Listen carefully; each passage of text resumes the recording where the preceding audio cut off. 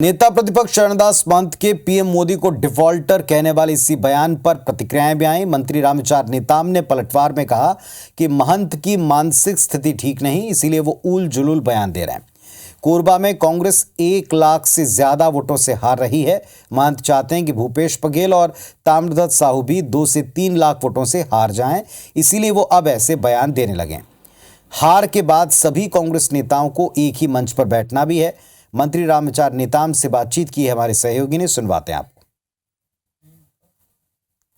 छत्तीसगढ़ में लोकसभा चुनाव की तारीख जैसे जैसे नजदीक आ रही है, वैसे वैसे कांग्रेस नेताओं के बयानबाजी सामने आ रहे हैं और खासकर प्रधानमंत्री नरेंद्र मोदी को लेकर आपत्तिजनक बयान आ रहे हैं।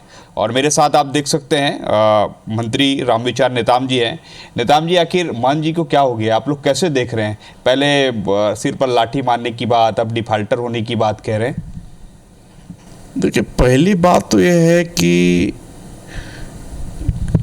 महंत जी कांग्रेस के बड़े नेता या प्रदेश के बड़े नेताओं में से हैं, लेकिन अभी कुछ दिनों से उनकी मानसिक स्थिति थोड़ा ठीक नहीं चल रहा है और वो देख रहे हैं कि कोरबा में बुरी तरह से हार रहे हैं, तो हम तो हार ही रहे हैं, तो प्रदेश में कोई दूसरा न जीत पाए और जीतने की स्थिति भी नहीं है, इसलिए उलूल जुलूल का इस तरह का बयानबाजी कर रहे हैं। मतलब आप ये कह रहे हैं कि महंत जी, उनकी वाइफ चुनाव हार रही हैं लाखों वोटों से, और वो चाह रहे हैं कि और भी कांग्रेस के जो कैंडिडेट हैं वो भी लाखों वोट से हारें, यही कहना चाह रहे हैं? बिल्कुल, अगर वो 1 लाख से हारेंगे तो दूसरे को चाह रहे हैं कि वो 2 लाख से हारे। क्यों चाह रहे होंगे ऐसा? वो उनका दिख रहा है कि कांग्रेस का तो यहाँ बंटाधारे है, 11 के 11 सीट। मतलब ये कहना आप ये भी चाह रहे होंगे कि मतलब नीचे से ये हो रहा है कि जीत हार कौन कम वोटों से हो रहा है, कांग्रेस के अंदर ये है क्या? अब उसी का कंपटीशन चल रहा है।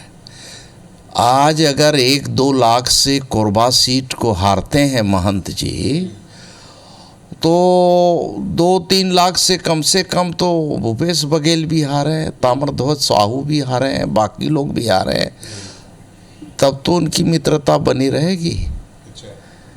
क्योंकि हार के फिर एक मंच में बैठेंगे तो अच्छी चर्चा होगी।